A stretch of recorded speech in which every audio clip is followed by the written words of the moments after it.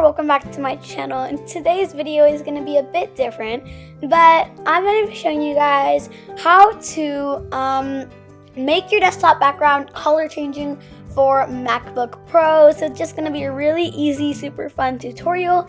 And yeah, let's get right into it. So the first thing you're going to want to do is do a right click, which is control click, and then you're going to do change desktop background. Then this is what's going to pop up. A bunch of these little cute colors, and in the corner over here we have desktop pictures. Don't get me wrong, these are very, very nice pictures, but in this video I'm showing you how to have a color changing background.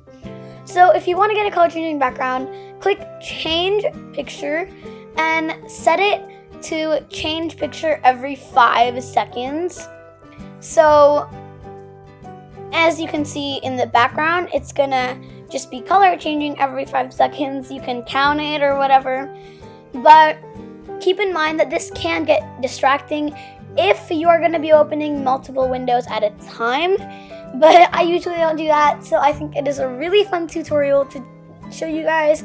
And if you guys enjoyed, make sure to give it a big thumbs up and subscribe if you aren't already subscribed. So bye everyone. Let it snow, let it snow.